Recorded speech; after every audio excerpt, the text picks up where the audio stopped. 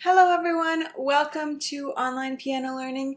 My name is Sarah, and if you're new to this channel, I'm a pianist and piano teacher, and I will be teaching you all about piano and all the musicianship skills that will help you learn piano. So if you're interested in learning, feel free to subscribe down below. Today we will be talking about ear training, which is important for all musicians, but is neglected particularly by pianists because we don't really need to tune our piano on our own. Unlike a violinist or a wind player, we're not responsible for the pitch of the keys that we play. As a pianist, it is very easy to forget about listening skills, which is why we're going to get started with ear training today, talking about how to identify intervals. In order to do that, you're going to have to be familiar with intervals. In case you don't know what an interval is the distance between two notes at the piano, and we always start counting from the bottom note up to the top note. So for example, from C to E, it's a third because we count starting on C. That's 1, 2, 3, and therefore it's a third. We also have different terms to name these intervals, including perfect, major, and minor, which we will be discussing today. The only diminished interval we're talking about today is the diminished fifth, also known as the augmented fourth, which has the nickname of being a tritone. If you're rusty or you forgot about your intervals and what the difference is between perfect, major, and minor intervals, here's a video where I explain the different types of intervals and how to identify them. Today we will also be talking about how to identify them using major scales. So again, if you need to review your major scales, click right here to my major scales video where we used whole steps and half steps to build a major scale. The reason why we're going to use major scales is because intervals are based off of the bottom note of the interval. Remember, perfect intervals are perfect unison, perfect fourth, perfect fifth, and a perfect octave. If we lower a perfect interval, it becomes a diminished interval. Then we have the second, third, sixth, and seventh, which are all major intervals, and if we lower the top note of a major interval by a half step, it becomes a minor interval. Because we know that major and perfect intervals occur within the major scale, when I play you an interval, any two notes, for example, I just played G and B, but it really doesn't matter what the note is. You're going to hear that bottom note, so that was a G, and you are going to, in your head, sing a major scale starting on G. So, when you are able to sing or hum a major scale starting on that bottom note, then you're going to tell me which of the other notes did I play. Did I play the first note, second note, third note, fourth note, fifth note, sixth note, seventh, or eighth note? So listen again. If you are able to hear that, and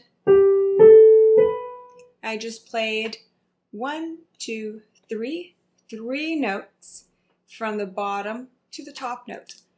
And that's something that you will be able to do in your head using your ears once we go over this a few times, and I will help you by guiding you through those major scales to help you get the hang of it. Now, because that note that I played on top was part of that major scale, so now you have to remember if the third was a perfect or major interval. If you remember from the theory, the third is a major interval. Because of that, and because we heard the third note of the scale, we know that it is a major third. If I had played you this, that means that I played you the third, but it has been lowered because it's not in that scale that we sang. So, and then,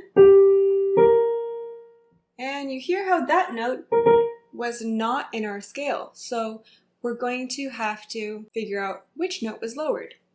1, 2, 3, and we already hear that we've passed it. So,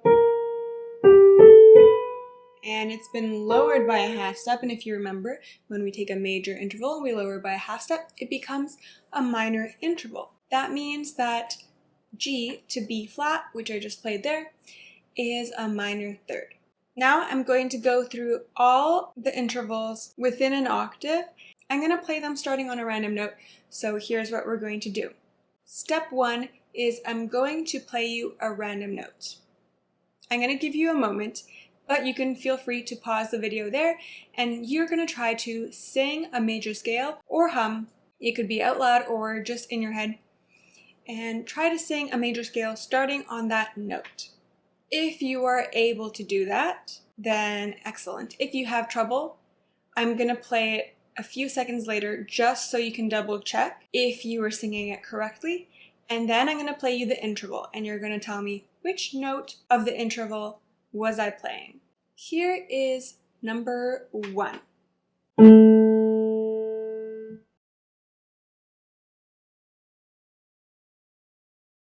Okay, now I'm going to play the major scale starting on that note, and you're going to tell me if that is the same as what you just sang or hummed in your head.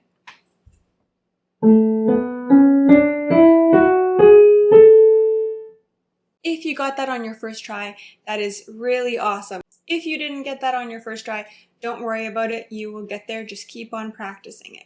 Now I'm going to play you an interval starting on that note, and you're going to tell me which note of the scale I played, whether it was the 1st, 2nd, 3rd, 4th, 5th, 6th, 7th, or 8th.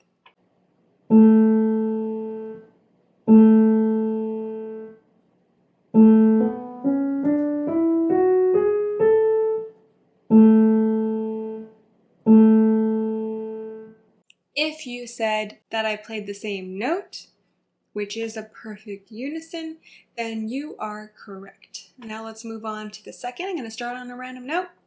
I'm going to give you 5 seconds in between.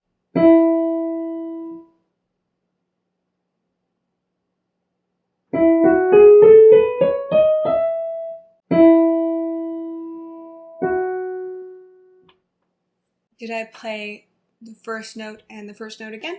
Did I play the second note, 3rd, 4th, 5th, 6th, 7th, or 8th note of the scale?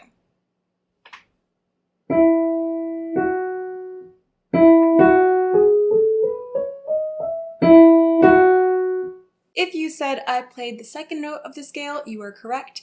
That is a second, specifically a major second. Now let's do the next one.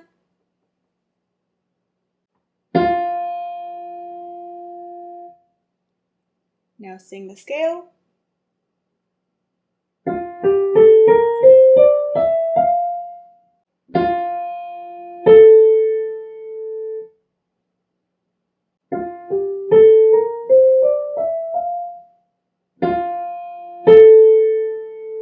If you said that the second note is the 3rd note of the scale, which is a major third, then you are correct. Let's go through the next one.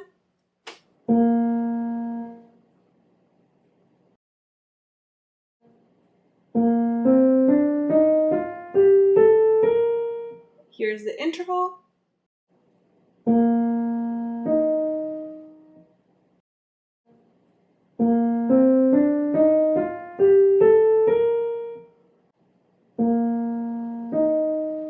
If you answered that by saying it's a 4th, specifically a perfect 4th, then you got it right. And the next one.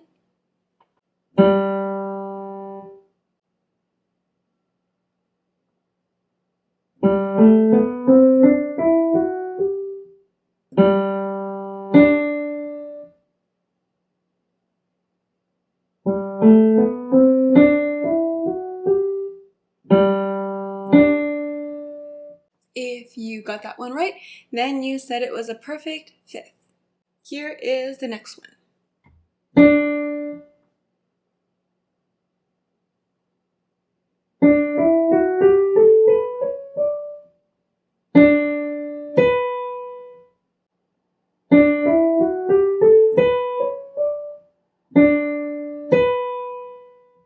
If you said that second note was a 6th, then you are correct. Now on to the next one.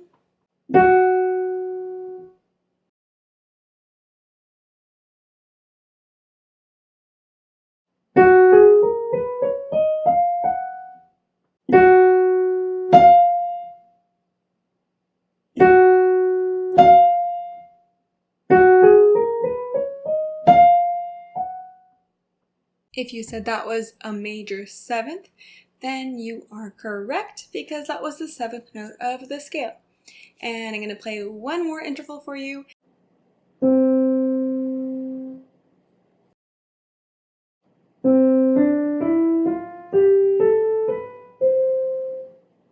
Here is the interval.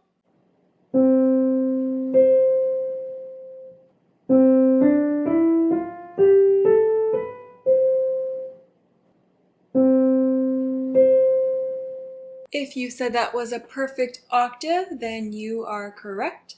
So those are all the major and perfect intervals that we went through. Let's go through one minor interval together. And minor is when we take one of the major intervals, which is the second, third, sixth, or seventh, and we lower the top note by a half step. So you're going to see which of these is the closest to those major intervals and tell me which one was lowered by a half step.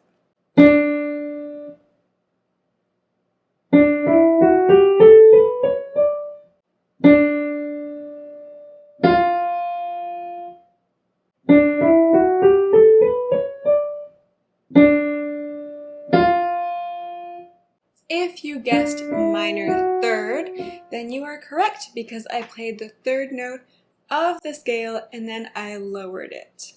Now the last one that we'll talk about is the tritone, also known as the diminished fifth, augmented fourth, which is also known as the devil's interval because this interval is extremely dissonant and it sounds just like this.